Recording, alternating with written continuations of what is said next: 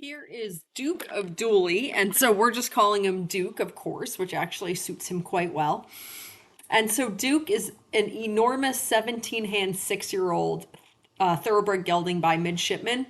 And he's very, very tall. I mean, he sticks 17 hands, but he's also just very big bodied. So, all around big horse. So, definitely for someone who wants to ride around on a large horse.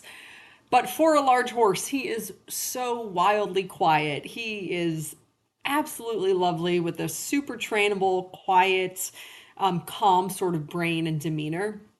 I've got him, well, I guess it's about to get warmer, so they're about to be on night turnout, but he's going out with Valentine in a couple acre grass field at night and then in a stall during the day when it's warm. And he's content in a stall, but he loves his turnout so much. He's having so much fun out there. And he takes absolutely no prep work whatsoever. We just pulled him out of his stall, tacked him up, and hopped on, and this is how he goes. He takes quite a bit of leg. Not exhausting, but certainly if this is the horse for you, then you have to be a person who prefers that you really have to squeeze and use your leg in order to get the horse going forward. If you stop using your leg, he will just walk. And that's a perfectly great thing, actually. That makes him super safe feeling and comfortable. And if you take your leg off, he's just going to walk. He might actually halt too. I'm not sure. I've not completely taken my leg off, but he is definitely not a horse who wants to carry on any faster than you would like him to go. So he's 6. He had 38 career starts. He only made $47,000, so he really worked hard for that 47K. He actually hasn't run since October of last year, and his last published work was from the end of November. He's still been in racehorse training. He came from Delaware Park last week. I actually don't really know the trainer yet. This is the first horse I've gotten from this trainer. A friend of mine at Delaware Park, who I have gotten some of her horses from, connected me with this horse and thought that I would really like him. And she is 100% correct. I do. So it's always sort of interesting and fun making connections with new trainers. But actually, I connected some more dots when we had a vet out doing PPEs last week. And the tech, Zoe, is new generally with the clinic. And she has worked with a racetrack vet before she was with the current sport horse clinic that she's with. And so she's been all over, I think, Laurel, and I know she spent a ton of time at Delaware. So she came in the barn, she looked at his face, and she was like, I know this horse. And sure enough, she really does know him. She knows the trainer. She spoke very highly of him. He just has a handful of horses, and it's his whole life, and he does all the work for the horses, literally everything he does for them. And he just lives and breathes these couple of horses that he has at Delaware. And it's a family affair. His parents also have horses, I think, at Fair Hill, and they kind of all do everything together. And moral of the story, she told me, is that he comes from really good people and from somebody who really, really loved and cared about him. So that's always wonderful to hear. I love that. And he certainly acts like a horse who's been very well looked after and cared for. So I thought, why not drop the reins and just ride around on the buckle? It will just showcase just how level headed he is. I think he actually really enjoyed this. He thought that that would be the preferable way to go.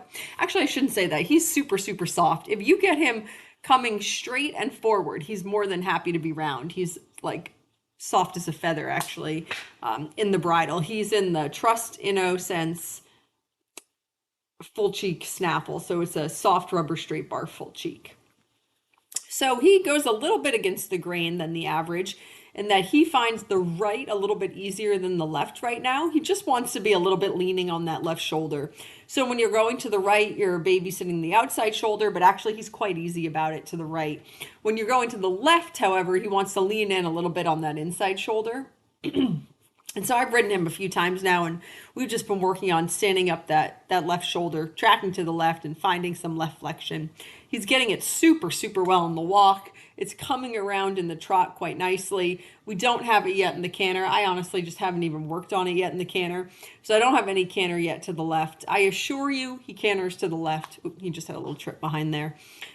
Before I started riding him, I stuck him on the lunge line just to see what he would be like. And he cantered around in a 15-meter circle on the lunge line, no problem, on that left lead. So the left lead is there.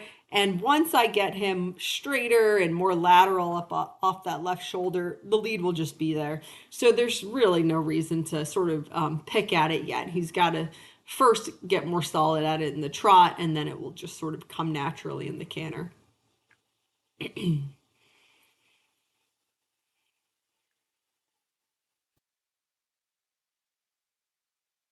So to the left, he's going a little bit rounder because I'm working a little bit harder. I have to work a bit more to get the left flexion this direction. So because I'm sort of pushing more and I'm more focused on getting to come up straight, of course he's wanting to go rounder just because I'm asking for more to the left.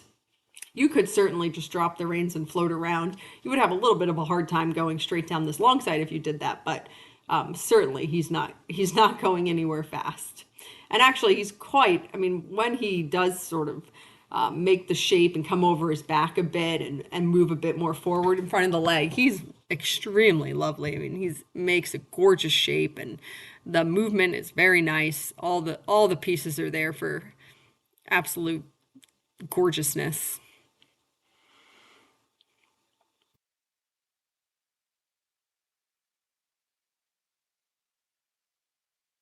That was a better turn. For whatever reason, it's just right there on that sort of coming out of that corner and down that long side. That is the spot that he wants to lean on that left shoulder the most, kind of all the way down this long side. And then once we round this corner, he finds this long side to be extremely easy and like butter. So it's just so funny how they all have their own little spots in the ring that for whatever reason they find to be the harder area.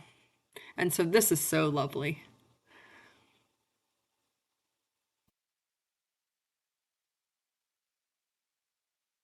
I like his expression too. He's always sort of listening and also just curious without any sort of tension.